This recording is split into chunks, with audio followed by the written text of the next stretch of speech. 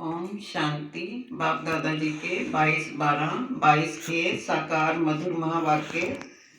मीठे बच्चे, देह अहंकार छोड़ देही अभिमानी बनो। अपने कल्याण के लिए याद का चार्ट नोट करो। खास याद में बैठो।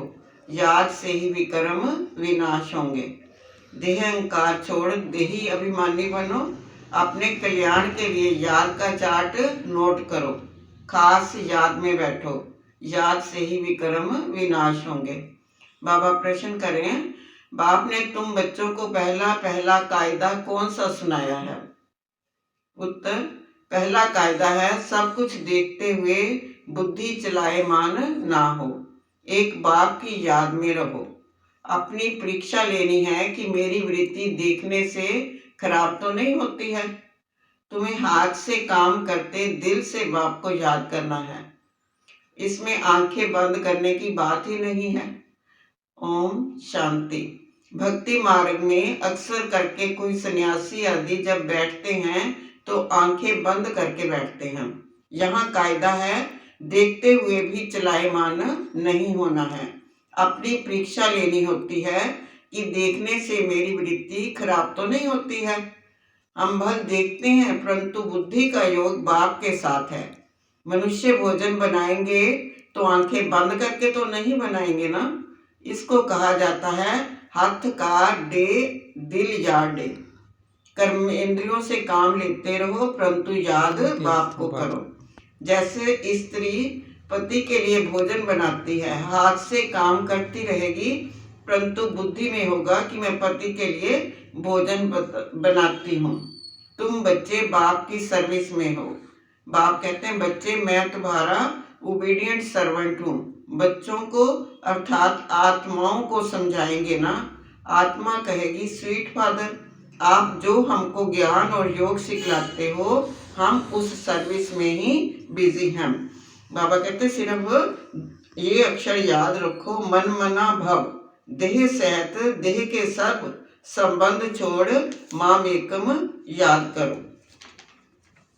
पवित्र बनते हैं तो भारत की भी महिमा होती है। भारत ही पवित्र था, अब नहीं है। भारत सबका तीर्थ स्थान है।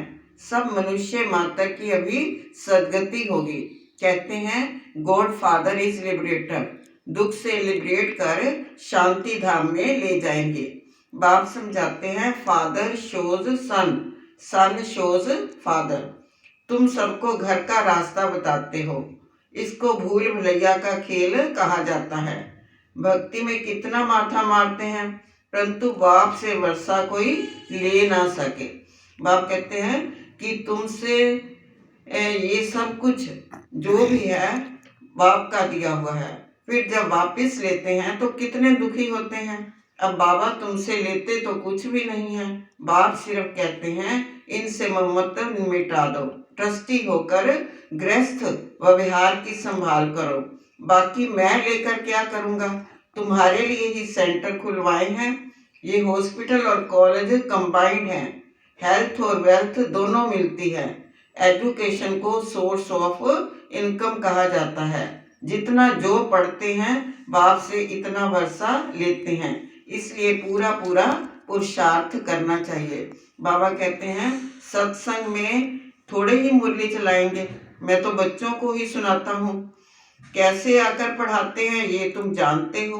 डरने की कोई बात नहीं। सब बाप के बच्चे हैं। जो कुछ बनता है बच्चों के लिए। ऐसे नहीं सबको यहाँ आकर बैठ जाना है। तुमको तो अपने गृहस्थ व्यवहार में रहना है। सब आकर इकट्ठे रहें तो सारी दिल्ली जितना तुम्हारे लिए चाहिए। ऐसा तो हो नहीं सके।